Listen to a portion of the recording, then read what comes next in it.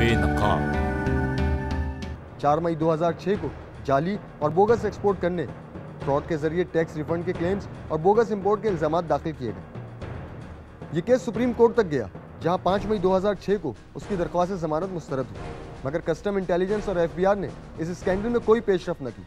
बाद में मजीद हकाइक सामने आए कि इस फ्रॉड में बास कस्टम अफसरान ने राजा ज़रात अल मारूफ बावन शाह की मावनत की। इन तमाम को चार्जशीट जबकि 4 एहलकारों को जेर हिरासत लिया गया।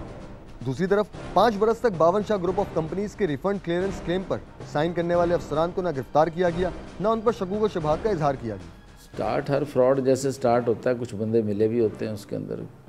एक तो आपको पता है एक्टिविटी, गैंग की एक्टिविटी होती है, तो उसमें मैं ज़ाती बातों में तो नहीं जाऊंगा, लेकिन यह है कि उसमें जो भी लोग थे वो चार्जशीट्स में हैं, और उधर शोकॉज नोटिस में जो टैक्स फ्रॉड जैसे डिफ़ाइन किया वो सेल्स टैक्स एक्ट में, उसके मुताबिक वो उसको टैक्स फ्रॉड ट्रीट किया गया है, फ्रॉडुलेंट फंड्स को। चंद रोज पहले चेयरमैन FBI ने 21 अरब रुपए के टैक्स फ्रॉड के स्कैंडल में मुलव्विस 54 अफसरान को चार्जशीट दी। इनमें कलेक्टर कस्टम्स रफत हुसैन आब्दी भी शामिल हैं। इसके अलावा additional collectors, deputy collectors, assistant collectors और निचले दर्जे के कुछ अफसरान शामिल हैं। बावन शाह केस में जो फैक्चुअल पोजीशन है, वैसे तो आप लोग देख रहे हैं प्रेस में, आपने बार बार I don't know 21 billion 20 billion की बात होती है। इस पे पब्लिक अकाउंट्स कमेटी का पैरा भी बना हुआ था, ऑडिट पैरा भी। तो फैक्चुअल पोजीशन ये है कि ये अमाउंट है 2 बिलियन, और इसमें कस्टम्स के रिबेट भी हैं और सेल्स टैक्स के रिफ़ंड भी हैं।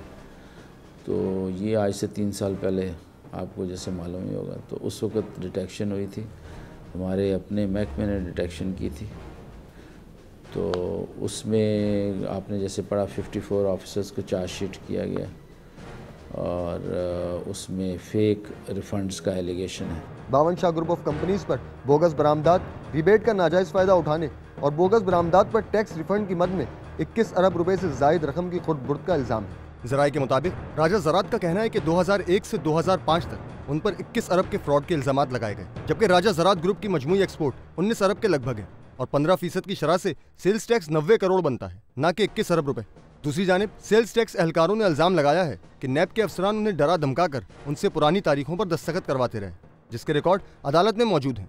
मकामी अखबार के मुताबिक हरासा करने और बोगस केस बनाने पर 5 लाख जुर्माना भी आयद किया था, लेकिन बादअज़ा अफसर के गलत रवैये की बिना पर उसे अदालत ने बदलने का हुक्म जारी कर दिया।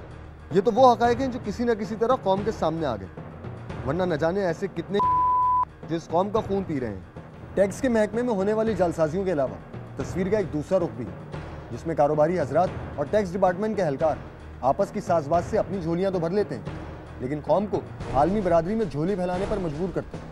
कारोबारी और तजारती मराकज़ में दिन भर में लाखों की तादाद में होने वाले सौदों की रसीद बनती है या फिर नहीं बनती, और अगर रसीद बनती भी है तो वो असली रसीद के बजाय एक रस्मी कैश मेमू से काम चलाया जाता है। बेनकाब की टीम ने ऐसी रसीदों पर से पर्दा उठाने के लिए कराची के एक मारूफ रेस्टोरेंट बिरयानी का रुख किया। किस चीज़ की बुक है ये? ऑर्डर लेने की बुक। इसके ऊपर आप लोग बिल भी देते हैं? जी नहीं, ऑर्डर लिखते हैं इसमें। इसके ऊपर आप लोग बिल कभी भी नहीं देते हैं? पक्का बिल देते हैं। पक्का वाला बिल आपके पास कौन सा है, वो दिखाइए।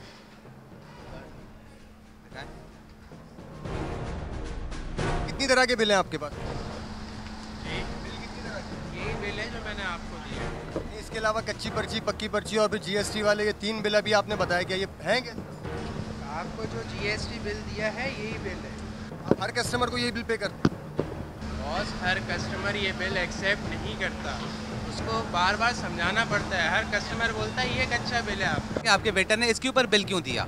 आपको बताए होंगे पैसे कि आप इतना खाना। उसने मुझे बिल फाड़ के दे रहा था, वो मैंने उससे पक्का बिल मंगवाया था, और जितने भी डॉक्यूमेंट उसके बार बार निकले वो सारे डॉक्यूमेंट का बिल एक दफ़ा जमा करके देना चाहिए था उसको। अब उसने आपको नहीं दिया। अच्छा, फिर इन्होंने हमें दूसरा वाला बिल क्यों नहीं दिया? सुने अभी आपने, इन्होंने मुझे दूसरा बिल क्यों नहीं दिया जिसके ऊपर रसीद नंबर नहीं थी? वो भी तो बिल मेरा ही था ना। दूसरा बिल किसने नहीं दिया आपको? यहाँ से मैंने अपने दोनों बिल मांगे थे, उन्होंने मुझे दोनों बिल नहीं दिए। सिस्टम से अलग है ना, सिस्टम में वहाँ मौजूद है, वहाँ पर वहाँ से मिलेगा आपको बिल। ये नहीं दे सकते बिल। कस्टमर के समझाने पे आप तो अपना कारोबार नहीं चला रहे, आप तो अपने लिए कारोबार चला रहे हैं, तो आप तो अपने उसूल पूरे करेंगे या कस्टमर की ख्वाहिश पे चलेंगे? कस्टमर अगर एक्सेप्ट ही नहीं करेगा तो उसको बार बार कैसे समझाएंगे? इधर अपना रश देखेंगे, कस्टमर को समझाएंगे। 3 तरह के बिल यहाँ पे दिए जाते हैं। पहला कच्चा बिल है जो आपको वेटर काट के देता है, उससे जब हमने डिमांड करी पक्का बिल लाओ, तो वो एक ऐसा बिल लिया है जिस का लोगो था, लेकिन रसीद नंबर कोई नहीं था। तीसरा, जब हम आपके काउंटर पे आए तो उसने हमें मशीन से जनरेट करके GST नंबर वाला बिल दिया। ये 3 तरह के बिल रखने का क्या मकसद है? होता ये है कि जब हमारे पास से कोई भी कस्टमर कोई खाना ख़रीदता है या वेटर खाना ख़रीदता है तो उसको हम जो है ना टोकन डॉकेट पंच करते हैं उसका। जब सिस्टम में डॉकेट पंच हो जाता है तो वो तमाम का तमाम जो है वो सिस्टम में रिकॉर्ड हो जाता है हमारे पास। उसके मुताबिक ही जो आप बात करें ना टैक्सेशन के हवाले से, तो टैक्सेशन उस सारे डॉकेट के ऊपर जो है ना ऑलरेडी जो कंप्यूटराइज एक सिस्टम होता है ना उसके अंदर होता है। अगर आप ये रसीद हमें GST वाली नहीं देते तो क्या गारंटी है कि आप ये बिल जनरेट कर रहे हैं? आपसे वही कह रहा हूँ कि हर कस्टमर को बार बार समझाना पड़ता है कि सर ये GST का बिल है और ये पक्का बिल है। आपने अभी जिस बोलता है कि आप अपने मोनोग्राम पे आप बिल बना के दें तो हम क्या कर सकते हैं। कंप्यूटर के ऊपर इस लोगो डालने में कितना आपके ख्याल में मसला हो जाएगा? ये तो भाई मेरे को नहीं मालूम कि उसके ऊपर क्या। जैसे आपने ये लिख के लगाया हुआ है hand wash thanking for no smoking, तो इस तरह के बोर्ड आप नहीं लगा सकते कि जो हम बिल आपको देते हैं वो GST पेड है, वेटर से दूसरे बिल के लिए इसरार ना करें, इस तरह भी लिख सकते हैं तो आप ये कस्टमर की रोज दिस इज़ वेरी अंडरस्टूड कि भाई ये तो बिल्कुल अंडरस्टूड चीज़ है कि देखिए अंडरस्टूड है तो हमें पहली दफ़ा में ये बिल क्यों नहीं मिला, हमें तीसरी दफ़ा में ये बिल मिला। आपका जो बिल था जिसके ऊपर रसीद नंबर नहीं था, ठीक है, वो बिल जब मुझे दिया गया था तो उस बिल के बजाय आप उसके ऊपर सुने आप उसके ऊपर जो है वो GST नंबर तो डाल सकते थे ना कि ये ओरिजिनल बिल है, इसका नंबर ये है, वो बिल आप कॉपी कर देते। एक चीज़ आपको मिली यहाँ बगैर डॉकेट दे दिखाओ ज़रा। ये देखें, ये एक खाना लेके जा रहा है, ये देखिए ज़रा सा इसको फॉलो कीजिएगा। ये एक खाना लेके जा रहा है, इस पर ये डॉकेट लगा हुआ, इसके साथ ये बिल है। इसके साथ अगर मज़ीद आप खाना मांगेंगे फिर उसका बिल आएगा, उसके साथ और मज़ीद खाना मांगेंगे फिर बिल आएगा। और वो सारे बिल आपको जमा करके नहीं देगा, वो आपको लमसम बताएगा कि जी हाँ आपसे 870 रुपये खाना मांग, आप बिल मांगेंगे तो बिल तो पहले बिल की ये इनकी कॉपी कर, इनके यानी स्टेपल करके बिल के साथ कॉपी नहीं हो सकता। को ये करना चाहिए। देखें उसके बाद इतने ऑर्डर्स होते हैं कि वो बिल नहीं संभालता, बिल को फाड़ के फेंकता। ये तो लापरवाही हुई ना, ये मैनेजमेंट की लापरवाही हुई कि बिल फाड़ के फेंक दिए जाते हैं। नहीं, बिल इसलिए फाड़ के फेंकेगा कि बिल आपको जरूरत आखिर में पड़ेगी। सिस्टम का कंट्रोल किसके पास है, आपके पास है या गवर्नमेंट? ना सिस्टम का कंट्रोल जो है वो एक यूनिफॉर्म सिस्टम होता है, उसमें ना हमारा इख्तियार होता है ना गवर्नमेंट का इख्तियार होता है, जो कि एक तरीक़ेकार के तहत बनाया जाता है, एक सॉफ्टवेयर के तहत बनाया जाता है।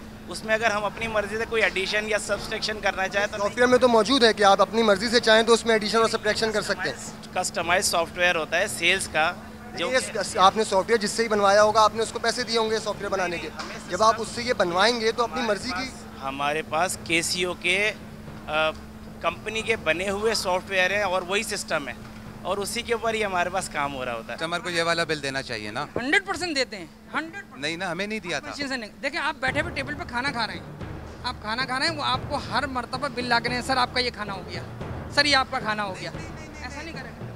वो ये कर सकता है, ये सारे बिल जमा करता रहा, उसके बाद इसकी कॉपी कर, इसको स्टेपल करे, बिल के साथ लगाए, सबको प्लस करके दे दे। वक्त देना पड़ेगा कि कहीं उसको इतना वक्त मौजूद हो कि वो सारे बिल, नदीम साहब बैठे हुए हैं खाना खा रहे हैं और नदीम साहब के सारे। ये सिस्टम तो आपको बनाना पड़ेगा ना, होटल खोला हुआ है आपने। बिल्कुल बनेगा, इंशाल्लाह बना हुआ है, लेकिन सिर्फ जनरेट करना पड़ेगा। जनरेट कर देंगे, कोई ऐसा मसला नहीं।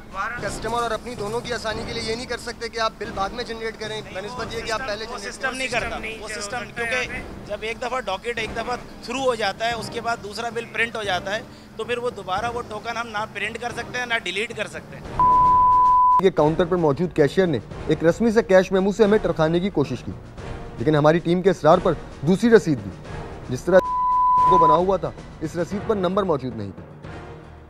थोड़ी सी तलखी के बाद कैशियर ने हकीकी रसीद दी जिसका सीरियल नंबर भी था और जिसमें GST भी दर्ज था। एक अहम बात यह भी है कि अमूमन इस तरह के लेन देन में रसीद का तसव्वुर नहीं है और इस तरह का कारोबार करने वालों की कमाई करोड़ों में होती है, लेकिन सरकारी खजाने में जमा कराए जाने वाला टैक्स आटे में नमक के बराबर भी नहीं होता। बेनकाब